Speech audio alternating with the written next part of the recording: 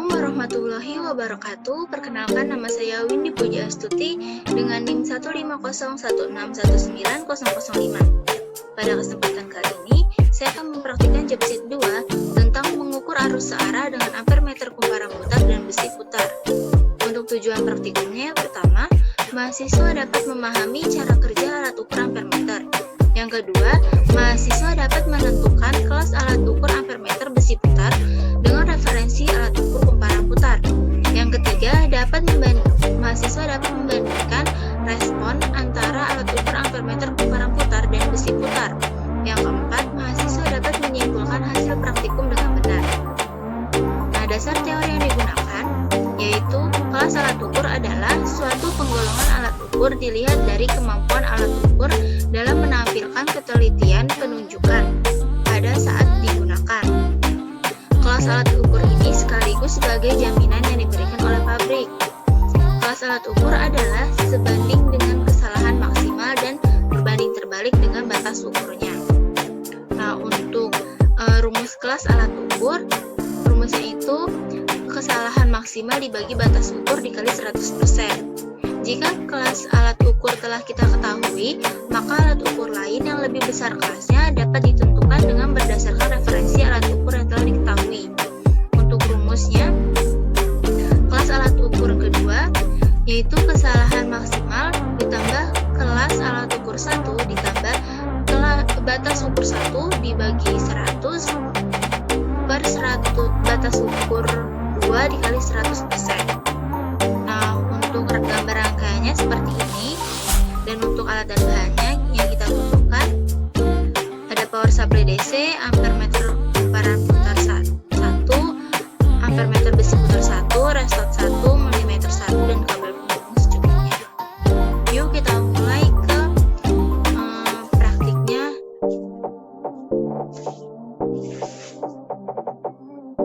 Selanjutnya kita akan mengukur resistor dengan warna merah, ungu, coklat dengan tahanan 270.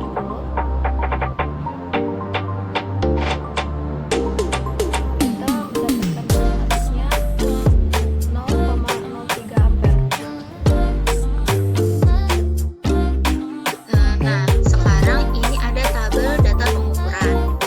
Pada tabel data pengukuran ini kita mempunyai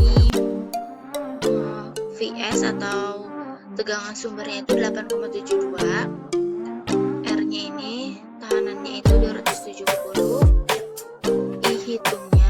I hitung itu rumusnya VS dibagi R, jadi 8,72 dibagi 270, hasilnya 32,29 mA. Nah, untuk I ukurnya ini arus yang terbaca pada alat, jadi yang terbaca itu 32,5 miliampere. Nah, untuk persentase kesalahannya itu menggunakan rumus yang tadi sudah dijelaskan, yaitu 0,65%. Nah, begitu seterusnya untuk menghitung I hitung dan persentase kesalahan pada resistor ke-10. Nah, di sini saya ada kesimpulan dari resistor dari praktikum yang tadi. Ini dulu, berapa nilai deviasi rata-rata antara kedua ampere meter tersebut? Nah, untuk deviasinya itu persentase kesalahan sama kuadrat persentase kesalahan. Itu kita hitung, setelah itu kita jumlah hasilnya. Kalau persentase kesalahan 33,72 dan kuadrat persentase kesalahan 188,2.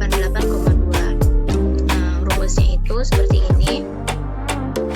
S sama dengan akar sigma X kuadrat kuadrat persentase kesalahan dikurangin persentase kesalahan dikuadratkan dibagi N ini banyaknya resistor, per N dikurangin 1. Nah, hasilnya itu S sama dengan akar 0,91 sama dengan 0,95. Itu untuk standar deviasinya.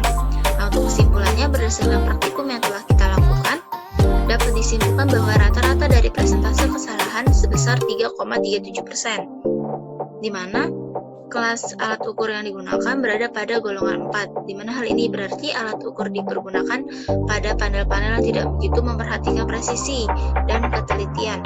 Standar deviasi yang diperoleh sebesar 0,95. Nah, untuk grafiknya, grafik presentasi